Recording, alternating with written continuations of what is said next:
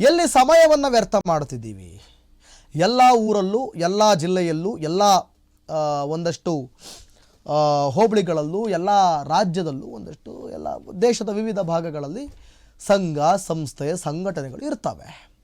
ಒಂದೊಂದು ಸಂಘ ಸಂಸ್ಥೆಗಳು ಒಳಿತು ಮಾಡ್ತವೆ, ಒಂದೊಂದು ಸಂಘ ಸಂಸ್ಥೆಗಳಿಂದ ಒಳಿತು ಆಗ್ತಾ ಇರ್ತದೆ, ಆಗಬಾರ್ದು ಆಗ್ತಾ ಇರ್ತದೆ, ಒಂದೊಂದು ಸಂಘ ಸಂಸ್ಥೆಗಳಿಂದ ಕೆಟ್ಟದು ಆಗ್ತಾ ಇರ್ತವೆ. ರಾಜಕಾರಣಿಗಳು ಮಾಡಬೇಕಾಗಿರೋ ಕೆಲಸನ ಬಿಟ್ಟು ಬೇರೆಯದ್ದೇ ಮಾಡ್ತಾ ಇದ್ದೀರಿ. ಏನು ಬೇರೆಯದ್ದೇ ಮಾಡ್ತಾ ಇದ್ದೀರಿ? ಇದು RSS ವಿರುದ್ಧ, ಆ ವಿರುದ್ಧ, ಈ ವಿರುದ್ಧ, ಅದನ್ನು ಬ್ಯಾನ್ ಮಾಡ್ತೀನಿ, ಇದನ್ನು ಬ್ಯಾನ್ ಮಾಡ್ತೀನಿ, ಅದನ್ನು ಮುಚ್ಚಿಸ್ತೀನಿ, ಇದನ್ನು ಮುಚ್ಚಿಸ್ತೀನಿ, ಬಿಗ್ ಬಾಸ್ ಮನೆ ಮುಚ್ಚಿಸ್ತೀನಿ. ನಿಮ್ಮ ಮನೆ ಕಾಯವಾದ ಹೋಗ ಮೊದಲು ಬೆಂಗಳೂರು ರೋಡ್ಗಳಲ್ಲಿ ಗುಂಡಿ ಇದೆಯಲ್ಲ, ಗುಂಡಿ ಮುಚ್ಚಿಸ್ರಿ. ನಿಮಗೆ ಗುಂಡಿಗೆ ಇದ್ರೆ ಅದಾಗಲ್ವಾ? RSS ಮುಚ್ಚಿಸ್ತೀನಿ, ಬಿಗ್ ಬಾಸ್ ಮನೆ ಮುಚ್ಚಿಸ್ತೀನಿ. ತಾಕತ್ತಿದ್ರೆ ಮೊದಲು ನಿಮ್ಮ ರೋಡಲ್ಲಿ ಗುಂಡಿ ಮುಚ್ಚಿಸ್ರಿ.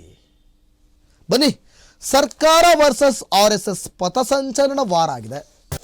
ಅಕ್ಟೋಬರ್ 30ರಂದು ಪಥಸಂಚಲನ ಡಿಸೈಡಿಂಗ್ ಡೇ ಆಗಿತ್ತು. ಇತ್ತ ಸರ್ಕಾರ, ಅತ್ತ ಸಂಘ ಹಾಗೂ ಸಂಘಟನೆಗಳ ಭವಿಷ್ಯ ಇದೆ. ವಿಧಾನಸೌಧದಲ್ಲೂ ಅಂದೇ ಮಹತ್ವದ ನಿರ್ಧಾರ ತೆಗೆದುಕೊಳ್ಳಬಹುದು. ಕಲಬುರಗಿ ಹೈಕೋರ್ಟ್ನಲ್ಲೂ ಅಂದೇ ತೀರ್ಪು ಹೊರಬೀಳುತ್ತೆ. ಪಥಸಂಚಲನ ಆಗಬಾರ್ದು. ಅಕ್ಟೋಬರ್ 30ರಂದು ಪಥಸಂಚಲನ ಡಿಸೈಡ್ ಆಗುತ್ತೆ. ಅವತ್ತು ಡಿಸೈಡಿಂಗ್ ಡೇ. ಅವತ್ತೇ ಸರ್ಕಾರ ಮತ್ತು ಸಂಘ ಹಾಗೂ ಸಂಘಟನೆಗಳ ಭವಿಷ್ಯ ಬಯಲಾಗುತ್ತೆ. ವಿಧಾನಸೌಧದಲ್ಲೂ ಕೂಡ ಅವತ್ತೇ ಮಹತ್ವದ ನಿರ್ಧಾರ. ಏನು ಮಾಡಬೇಕು ಮುಂದೆ? ಕಲಬುರಗಿ ಹೈಕೋರ್ಟ್ನಲ್ಲೂ ಅಂದೇ ತೀರ್ಪು. ಹೈಕೋರ್ಟ್ನಲ್ಲಿ ತೀರ್ಪಂತೂ ಆ ತೀರ್ಪೇ ಫೈನಲ್. ನೋಡಿ, ಇದ್ರ ಬಗ್ಗೆ ಏನು ಹೇಳ್ತೀರಾ ನೀವು? ನಾನು ಪ್ರತಿ ಸಲ ಹೇಳ್ತಾ ಇದ್ದೀನಿ, ಪ್ರತಿ ಸಲ ಏನಾಗ್ತಾ ಇದೆ ಇಲ್ಲಿ? RSSನಿಂದ ಯಾರಿಗೆ ಏನು ಸಮಸ್ಯೆ ಆಗ್ತಾ ಇದೆ? RSSನವರು ದೊಣ್ಣೆ ಹಿಡಿಯೋದ್ರಿಂದ ಯಾರಿಗೆ ಎಲ್ಲಿ ಸಮಸ್ಯೆ ಆಗ್ತಾ ಇದೆ? RSSನವರು ದೊಣ್ಣೆ ಹಿಡಿದು ಯಾರಿಗೆ ಬಡಿದಿದ್ರು? RSSನವರು ದೊಣ್ಣೆ ಹಿಡಿದು ಯಾರಿಗೆ ಶೂಟ್ ಮಾಡಿದ್ರು? RSSನವರು ದೊಣ್ಣೆ ಹಿಡಿದು ಯಾರಿಗೆ ತಿವಿದಿದ್ರು? RSSನವರು ದೊಣ್ಣೆ ಹಿಡಿದು ಯಾರಿಗೆ ಹೊಡೆದಿದ್ರು? ಯಾರಿಗೆ ಹೆದರಿಸಿದ್ರು? ಯಾರ ಮನೆಯನ್ನು ಹಾಳು ಮಾಡಿದ್ರು? ಯಾರಿಗೆ ಅತ್ಯಾಚಾರ ಮಾಡಿದ್ರು? ಯಾರ ನಡುವೆ ಯಾರ ವಿರುದ್ಧ ಅನಾಚಾರ ಮಾಡಿದ್ರು? RSS ಯಾರಿಗಾರು ಏನಾದರೂ ಕೆರೆಯೋ ಮತ್ತೆ ಕಡಿಯೋ ಕೆಲಸ ಮಾಡಿತ್ತಾ? ಇಲ್ಲ. ಪಥಸಂಚಲನ ಬೇಡ. ನೋಡಿ, ಕೋರ್ಟ್ ತೀರ್ಪು ಏನಾಗುತ್ತೆ ಅಂತ ನೀವು ನೋಡಿ. ನಾವೇನು ಹೇಳೋದು? ತೀರ್ಪು ಬರೋಕ್ಕಿದ್ದಾಗ ನಾವು ಯಾವುದೇ ರೀತಿಯ ಅಭಿಪ್ರಾಯವನ್ನು ಹೇಳೋದಕ್ಕೆ ಸಾಧ್ಯ ಇಲ್ಲ. ಇಷ್ಟು ಹೇಳ್ಬೋದಷ್ಟೇ. 30ರಂದು ಎಲ್ಲ ಡಿಸಿಷನ್ ಬರುತ್ತೆ. ಆಮೇಲೆ ಏನಾಗುತ್ತೆ ಅಂತ ಒಂದಷ್ಟು ಬ್ರೇಕಿಂಗ್ ಮೂಲಕ ನಾನು ಹೇಳ್ಬೋದಷ್ಟೇ. ಅದು ಬಿಟ್ಟರೆ ಬೇರೆ ಕೋರ್ಟ್ ತೀರ್ಪು ಬರೋವರೆಗೂ ನಾವೇನು ಸದ್ಯಕ್ಕೆ ಅದ್ರ ಬಗ್ಗೆ ಮಾತನಾಡೋದು ಸರಿಯಲ್ಲ, ಸಮಂಜಸವಲ್ಲ ಅಂತ ನನಗನ್ನಿಸ್ತಾ ಇದೆ. ಗುರುವಾರವೇ 12:30ಕ್ಕೆ ಕ್ಯಾಬಿನೆಟ್ ಸಭೆಯನ್ನು ಕರೆದಿದ್ದಾರೆ CM. ಕೋರ್ಟ್ ತೀರ್ಪಿಗೂ ಮುನ್ನವೇ ಮಹತ್ವದ ನಿರ್ಧಾರ. ಸಭೆಗೂ ಮೊದಲು ಅನುಮತಿ ಕಡ್ಡಾಯವಾಗುತ್ತಾ? ಈಗಿರೋ ಕಾನೂನನ್ನ ಇನ್ನಷ್ಟು ಕಠಿಣ ಮಾಡುತ್ತಾ ರಾಜ್ಯ ಸರ್ಕಾರ. RSS ಪಥಸಂಚಲನ ಅರ್ಜಿ ಆದೇಶವನ್ನ ನೀಡುತ್ತೆ ಹೈಕೋರ್ಟ್. ಓಕೆ,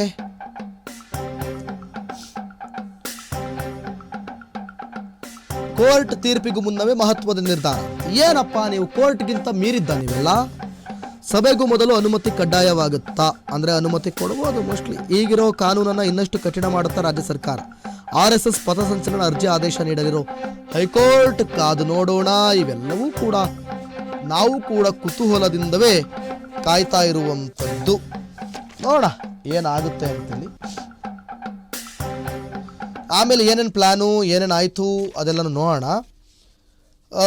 ಇಲ್ಲಿ ಈಗ ಸಭೆಗೂ ಮೊದಲೇ ಅನುಮತಿ ಕಡ್ಡಾಯ ಆಗೋ ಸಾಧ್ಯತೆ ಇದೆ. ಬಹುಶಃ ಅನುಮತಿ ತಗೊಂಡೇ ಮಾಡಬೇಕು ಅನ್ನೋ ಕಾನೂನು ಅಂದರೆ ರೂಲ್ಸನ್ನು, ನಿಯಮವನ್ನು ಗಟ್ಟಿಗೊಳಿಸೋದು ಅಂತಾರಲ್ಲ, ಆ ಗಟ್ಟಿಗೊಳಿಸುವಂತಹ ಪ್ರಕ್ರಿಯೆಗಳು ರಾಜ್ಯ ಸರ್ಕಾರದಿಂದ ಆಗಬಹುದು. ಅವರೆಲ್ಲೂ ಕೂಡ RSS ಅಂತ ಮಾತ್ರ ತೆಗೆದುಕೊಳ್ಳೋದಿಲ್ಲ. ಯಾವುದೇ ಖಾಸಗಿ ಸಂಘ ಸಂಸ್ಥೆಗಳು, ಯಾವುದೇ ಖಾಸಗಿ ಸಂಘ ಸಂಘಟನೆಗಳು, ಅದು ಇನ್ಕ್ಲೂಡಿಂಗ್ ಕಾಂಗ್ರೆಸ್ಗೆ ಸಂಬಂಧಪಟ್ಟಂಥ ಖಾಸಗಿ ಸಂಸ್ಥೆಗಳಾಗಿರ್ಬೋದು, ಸಂಘಗಳಾಗಿರ್ಬೋದು, BJPಗೆ ಸಂಬಂಧಪಟ್ಟವಾಗಿರ್ಬೋದು, JDSಗೆ ಸಂಬಂಧಪಟ್ಟವು ಕೂಡ ಆಗಿರ್ಬೋದು, ಅಥವಾ ಕಾಂಗ್ರೆಸ್ ಫೇವರ್ ಆಗಿ ಇರುವಂಥ ಒಂದಷ್ಟು ಸಂಘಟನೆಗಳು ಕೂಡ ಎಲ್ಲದಕ್ಕೂ ಸೇರಿದಂತೆ ಕಠಿಣ ನಿಯಮವನ್ನು ಜಾರಿಗೆ ತರುವಂಥ ರಾಜ್ಯ ಸರ್ಕಾರ ಒಂದಷ್ಟು ನಿಯಮಗಳನ್ನು ಕಾನೂನನ್ನು ಕಠಿಣಗೊಳಿಸುವಂಥ ಸಾಧ್ಯತೆ ಇದೆ ತೀರ್ಪಿಗೂ ಮುನ್ನ. ತೀರ್ಪು ಬಂದಮೇಲೆ ಬೇರೆ ಲೆಕ್ಕ, ಆಮೇಲೆ ನೋಡೋಣ. ಅದು ಇನ್ನು ರಾಜ್ಯ ಸರ್ಕಾರಕ್ಕೆ ಒಂದು ರೀತಿಯಲ್ಲಿ ಬಿಸಿ ತುಪ್ಪ ಆಗಿದೆ ಚಿತ್ತಾಪುರ ಪಥಸಂಚಲನ. ಯಾಕೆ? ಅಕ್ಟೋಬರ್ 30ರಂದು ಹೈಕೋರ್ಟ್ನಲ್ಲಿ ವಿಚಾರಣೆ ಇದೆ. ಅಕ್ಟೋಬರ್ 28ರಂದು ಶಾಂತಿ ಸಭೆಯೊಂದು ನಡೆಯಲಿದೆಯಂತೆ. ಕೋರ್ಟ್ ಆದೇಶದಂತೆ 8 ಸಂಘಟನೆಗಳಿಗೆ ಇಂದು ನೋಟಿಸ್ ನೀಡಲಾಗಿದೆ. ಜಿಲ್ಲಾಡಳಿತದ ಶಾಂತಿ ಸಭೆಗೆ ಆಗಮಿಸುವಂತೆ ಮನವಿ ಮಾಡಿಕೊಂಡಿದ್ದಾರೆ. ಕಲಬುರಗಿ ಡಿಸಿ ಮತ್ತು SP ನೇತೃತ್ವದಲ್ಲಿ ಶಾಂತಿ ಸಭೆ ನಡೆಯುತ್ತೆ. ಇಷ್ಟು ವರ್ಷ ಇದರಲ್ಲಿ ಅವರವ್ರ ಪಥಸಂಚಲನ ಮಾಡ್ಕೊಂಡು ಬಂದಿದ್ದಾರೆ. ಯಾವುದೇ ಒಂದೇ ಒಂದು ಗಲಭೆ RSS ನಿಂದ ಆಗಿದೆ ಅನ್ನೋದಕ್ಕೆ ಪ್ರೂಫ್ ಇದೆಯಾ? ಯಾವುದೇ ಒಂದೇ ಒಂದು ಗಲಭೆ RSS ನಿಂದ ಆಗಿರೋದಕ್ಕೆ ಕೇವಲ 100% ಅಲ್ಲಿ ಒಂದು 10% ಆದರೂ ಇದ್ರೆ ತೋರಿಸಿ ನನಗೆ. 5% 6% ಬೇಡ. ಊರು ಅಂತಂದಮೇಲೆ ಅಲ್ಲಿ ಕೊಳಚೆ ನೀರು ಇದ್ದೇ ಇರ್ತದೆ. ಹಂಗಿಂದಮೇಲೆ ಒಳ್ಳೆಯದು ಅಂತಂದಮೇಲೆ ಒಂದಷ್ಟು ಕೆಟ್ಟದು ಇದ್ದೇ ಇರ್ತದೆ, ನಾನು ಇಲ್ಲ ಅಂತ ಹೇಳಲ್ಲ. ಆದರೆ RSSನಲ್ಲಿ ನೀವು ತೋರಿಸಿ. RSSನಲ್ಲಿ ನೀವು ಈಗ ಹೇಳಿದಿರಲ್ಲ ಶಾಂತಿ ಸಭೆ ಎಲ್ಲ ಮಾಡಿಕೊಡಿ. ಇಷ್ಟು ವರ್ಷಗಳಲ್ಲಿ RSSನಲ್ಲಿ ಪಥಸಂಚಲನದಲ್ಲಿ ಸಭೆಯಲ್ಲಿ ಯಾವುದಾದ್ರೂ ಗಲಭೆ ಆಗಿದೆಯಾ? RSS ಸದಸ್ಯರಾಗಲಿ ಸ್ವಯಂ ಸೇವಕರಿದಾರಲ್ಲ ಅವರೆಲ್ಲಾದರೂ ಹೋಗಿ ಪ್ರತಿಭಟನೆ ಮಾಡಿದ್ದು, ಬೆಂಕಿ ಹಚ್ಚಿದ್ದು, ಹೆದರಿಸಿದ್ದು, ಬೆದರಿಸಿದ್ದು, ಆ ಯೂನಿಫಾರ್ಮಲ್ಲಿ ಮಾಡಬಾರ್ದು ಕೆಲಸ ಮಾಡಿದ್ದೇನಾದರೂ ಇದೆಯಾ? ಮತ್ತು ಶಾಂತಿ ಸಭೆ ಅಂತೆ. ನನಗೆ ಅರ್ಥ ಆಗ್ತಿಲ್ಲ ಈ ಶಾಂತಿ ಸಭೆಯ ಉದ್ದೇಶ ಏನು ಅನ್ನೋದು ನನಗೆ ಅರ್ಥ ಆಗ್ತಾ ಇಲ್ಲ. ಈಗ ಮೋಸ್ಟ್ಲಿ ಶಾಂತಿ ಸಭೆ ಬೇಕಾಗುತ್ತೆ ಅನಿಸುತ್ತೆ. ಯಾಕಂತಂದರೆ ಈಗ ರೊಚ್ಚಿಗೆದ್ದು ಬಿಟ್ಟಿದ್ದಾರೆ. RSS ವಿರುದ್ಧ ಒಂದಷ್ಟು ಧ್ವನಿ ಕೇಳ್ತಾ ಇರೋದ್ರಿಂದ ಒಂದಷ್ಟು ಶಾಂತಿ ಸಭೆ ಬೇಕು ಅನಿಸುತ್ತೆ. ಆದರೆ ನನ್ನ ಪ್ರಕಾರ ಯಾರೂ ಕೂಡ ಕಾನೂನನ್ನು ಕೈಗೆ ತಗೊಂಡು ಕಾನೂನು ಸುವ್ಯವಸ್ಥೆಯನ್ನು ಹಾಳು ಮಾಡುವಂತಹ ನೀಚರು ಯಾರೂ RSSನಲ್ಲಿಲ್ಲ. ಲಾ ಆ್ಯಂಡ್ ಆರ್ಡರ್ನ ಈ SDPIಯಲ್ಲಿ PFIಯಲ್ಲಿ ಹಾಳು ಮಾಡಿರೋ ನೀಚರ ರೀತಿ RSSನಲ್ಲಿ ಆ ಯೂನಿಫಾರ್ಮ್ ಹಾಕ್ಕೊಂಡು ದೊಣ್ಣೆ ಹಿಡಿದು ಇಡೀ ಸಮಾಜದಲ್ಲಿ ಅಶಾಂತಿ ಸೃಷ್ಟಿಸುವಂಥ ಒಬ್ಬ ಸೇವಕನೂ ಕೂಡ ಅಲ್ಲಿ ಇಲ್ಲ ಅನ್ನೋದೇ ನನ್ನ ವಾದ. ಇದ್ದಿದ್ರೆ ಅಂಥದ್ದೇನಾದ್ರು ಘಟನೆಗಳು ನಡೆದಿದ್ರೆ ಪಾಪ ನನಗೆ ಗೊತ್ತಿಲ್ಲ, ನಾನು ಚಿಕ್ಕ ಹುಡುಗ, ನನಗೆ ತಿಳಿಸೋವಂಥ ಕೆಲಸ ಮಾಡಿ ತಾಕತ್ತಿದ್ರೆ ಅಷ್ಟೇ. ಎಸ್, ಹೈಕೋರ್ಟ್ ಆದೇಶ ರಾಜಕೀಯ ಒತ್ತಡಕ್ಕೆ ಜಿಲ್ಲಾಡಳಿತ ಟೆನ್ಷನ್ ಆಗಿದೆ.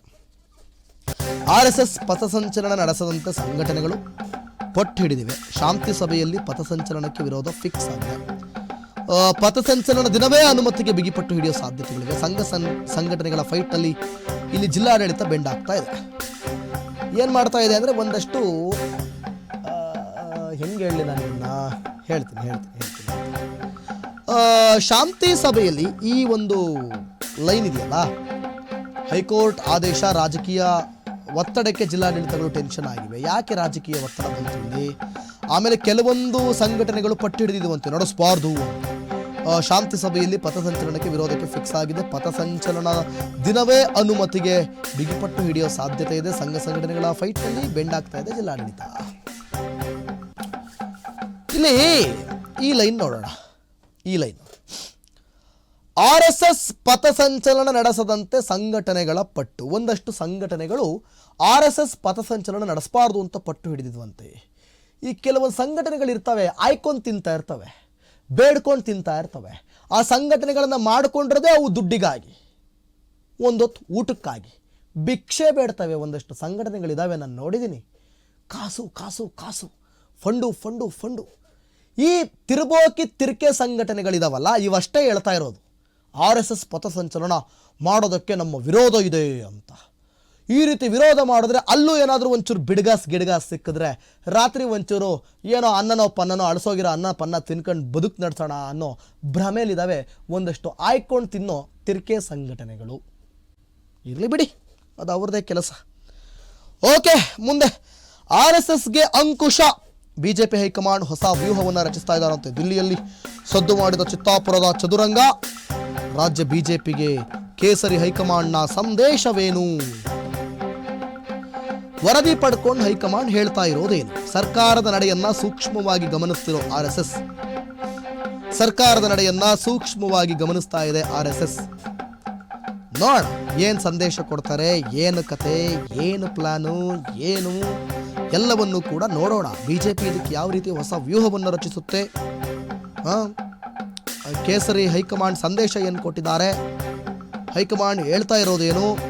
ಸೂಕ್ಷ್ಮವಾಗಿ ಇವೆಲ್ಲವನ್ನು ಕೂಡ RSS ಒಂದು ಕಡೆ ಗಮನಿಸ್ತಾ ಇದೆ. ಇದರಿಂದ ಪಕ್ಕಾ ಕಾಂಗ್ರೆಸ್ಗೆ ಎಲ್ಲೋ ಒಂದು ಕಡೆ ಮೈನಸ್ ಆಗುತ್ತೆ ಅಂತ ನನ್ನ ಒಂದು ಅಭಿಪ್ರಾಯ. ಇರಲಿ. ಚಿತ್ತಾಪುರ ಟು ದಿಲ್ಲಿ ಕೇಸರಿ ಕಸರತ್ತೇನು ಅನ್ನೋದನ್ನು ನಾವೀಗ ಮಾತಾಡ್ತಾ ಹೋಗೋಣ. ಇಲ್ಲಿವರೆಗೂ ಕಾಂಗ್ರೆಸ್ನವ್ರು ಏನು ಮಾಡೋದಕ್ಕಿದ್ದಾರೆ, ಏನು ಪ್ಲಾನ್ ಮಾಡ್ಕೊಳ್ತಾ ಇದ್ದಾರೆ, ಕ್ಯಾಬಿನೆಟ್ ಸಭೆಯಲ್ಲಿ ಏನು, ವಿಧಾನಸೌಧದಲ್ಲಿ ಏನು, ಆಮೇಲೆ ಕೋರ್ಟ್ ಏನು ಆದೇಶಕ್ಕೂ ಮುನ್ನ ಅವರ ನಿರ್ಧಾರ ಏನು ಅನ್ನೋದನ್ನ ಈಗ ಚಿತ್ತಾಪುರ ಟು ದಿಲ್ಲಿವರೆಗೂ ಸದ್ದು ಮಾಡ್ತಾ ಇರೋದು ಕೇಸರಿ ಕಸರತ್ತೇನು ಅಂತ. RSSಗೆ ಅಂಕುಶ ಹಾಕಲು ಸರ್ಕಾರದ ನೀತಿಯ ಬಗ್ಗೆ ವರದಿಯನ್ನು ಪಡ್ಕೊಳ್ತಾರೆ. ರಾಜ್ಯ ಬಿಜೆಪಿ ಘಟಕದಿಂದ ವರದಿ ಪಡೆದಿದ್ದಾರಂತ ಹೈಕಮಾಂಡ್, ಅಂದರೆ ಬಿಜೆಪಿ ವರಿಷ್ಠರು. ಉಸ್ತುವಾರಿ ರಾಧಾ ಮೋಹನ್ ದಾಸ್ ಅವರಿಂದ ವರದಿ ಸಂಗ್ರಹ ಆಗ್ತಾ ಇದೆಯಂತೆ. ವರದಿ ಪಡೆದ ಬಳಿಕ RSS ಪ್ರಮುಖರ ಜೊತೆಗೂ ಕೂಡ ಚರ್ಚೆಯನ್ನು ಮಾಡ್ತಾರಂತೆ. ಸರ್ಕಾರದ ನಡೆಯನ್ನು RSS ಸೂಕ್ಷ್ಮವಾಗಿ ಗಮನಿಸ್ತಾ ಇದೆಯಂತೆ. ಇಡ್ತಾರೆ ಸರಿಯಾಗಿ ಚೆಕ್ಮೇಟ್.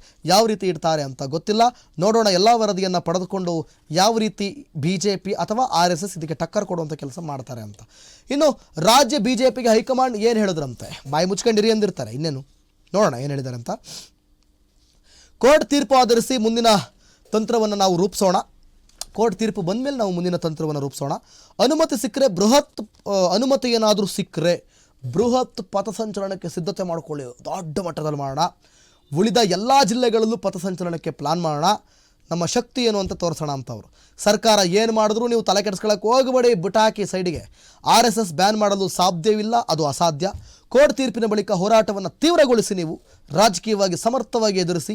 RSS ವಿರುದ್ಧ ಮಾತನಾಡಿದವರಿಗೆ ಪ್ರತ್ಯುತ್ತರ ನೀಡಿ ಅಂತ ರಾಜ್ಯ ಬಿಜೆಪಿಗೆ ಹೈಕಮಾಂಡ್ ಒಂದು ಓಪನ್ ಚಾನ್ಸನ್ನು ಕೊಟ್ಟಿದ್ದಾರಂತೆ. ಯಾರೆಲ್ಲ ಉದಾಹರಣೆಗೆ ಪ್ರಿಯಾಂಕರ್ಗೆ ಇವರೆಲ್ಲ ಮಾತಾಡಿರೋದೆಲ್ಲ ಇದಕ್ಕೆಲ್ಲ ಸರಿಯಾಗಿ ಟಕ್ಕರ್ ಕೊಡಿ. ಯಾರೆಲ್ಲ ವಿರುದ್ಧವಾಗಿ ಮಾತಾಡಿದ್ದಾರೆ ಅವರಿಗೆಲ್ಲ ಸರಿಯಾಗಿ ಟಕ್ಕರ್ ಕೊಡಿ. ಅವಕಾಶ ಸಿಕ್ತು ಅಂತಂದರೆ ಮಾತ್ರ ಜಾಡಿಸ್ಬಿಡೋಣ, ಎಲ್ಲ ಜಿಲ್ಲೆಯಲ್ಲೂ ಅದ್ಧೂರಿಯಾಗಿ ಪಥಸಂಚಲನ ಮಾಡಿಸೋಣ ಅಂತ ಪ್ಲಾನ್ ಹಾಕ್ಕೊಂಡಿದ್ದಾರಂತೆ.